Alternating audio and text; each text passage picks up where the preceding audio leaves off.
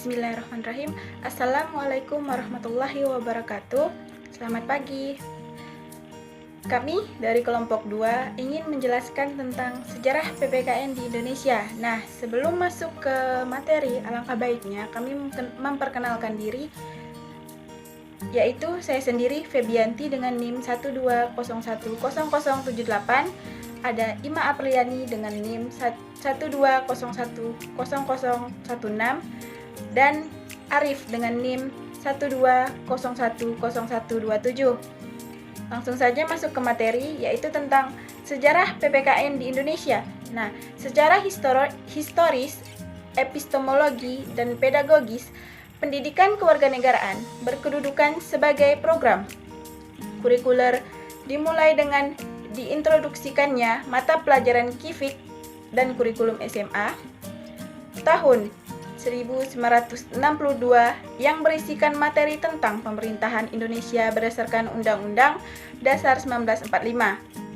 Pada saat itu, mata pelajaran KIFIK atau kewarganegaraan pada dasarnya berisikan pengalaman belajar yang digali dan dipilih dari disiplin ilmu sejarah, geografi, ekonomi, dan politik, pidato-pidato presiden, deklarasi hak asasi manusia, dan pengetahuan tentang perserikatan bangsa-bangsa.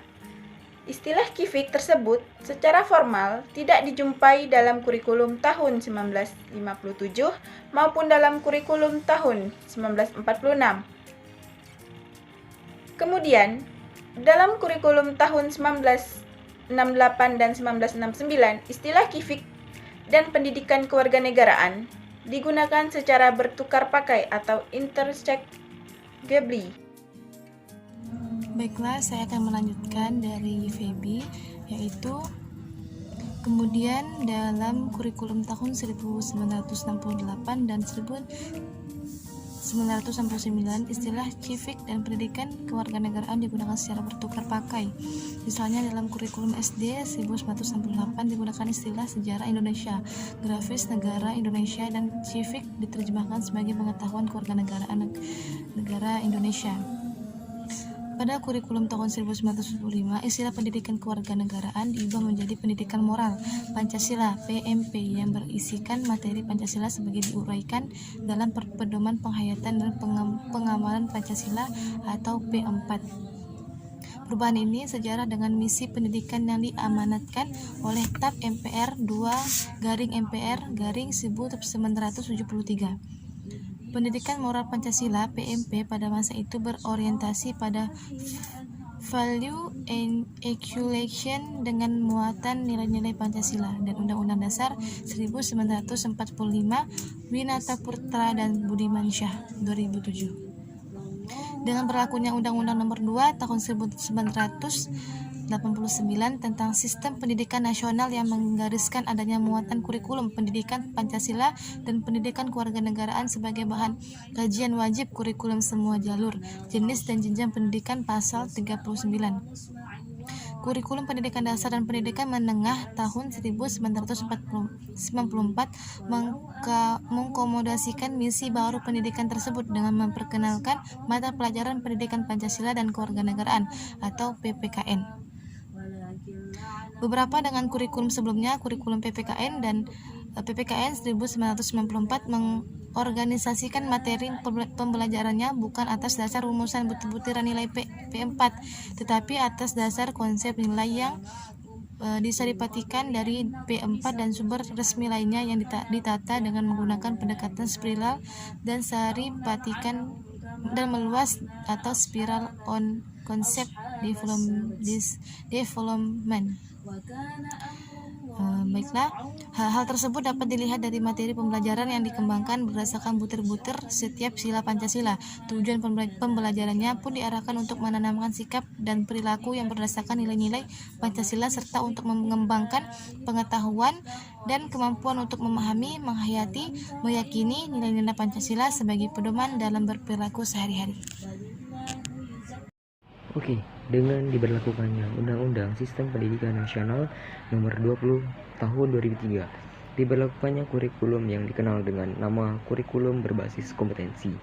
yaitu pada tahun 2004, di mana pendidikan kewarganegaraan berubah nama menjadi kewarganegaraan.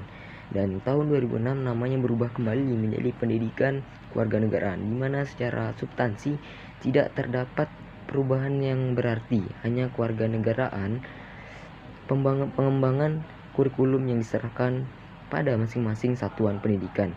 Maka kurikulum tahun 2006 ini dikenal dengan kurikulum tingkat satuan pendidikan, dalam arti disingkat yaitu KTSP.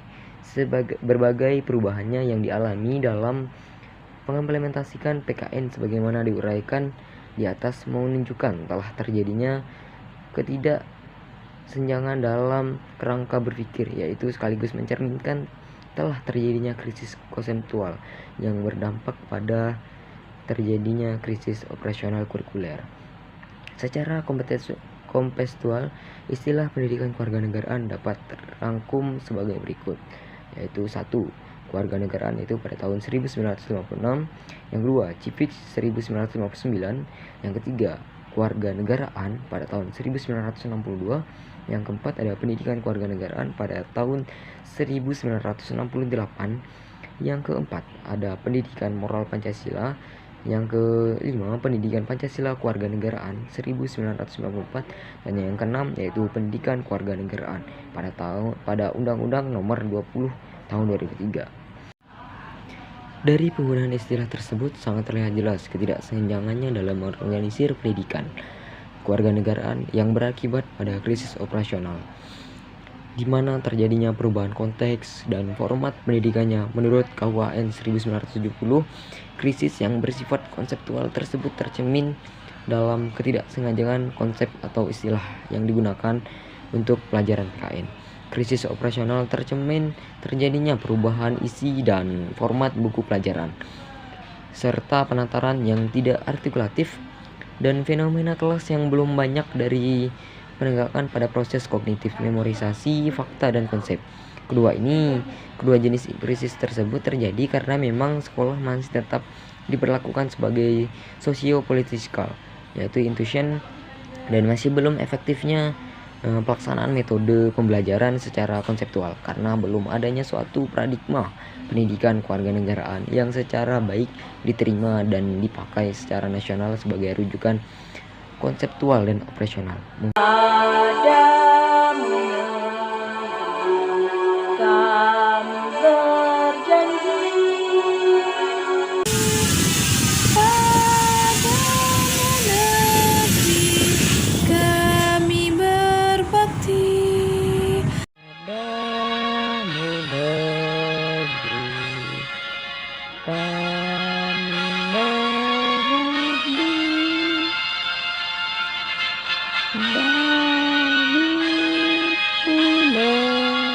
Kami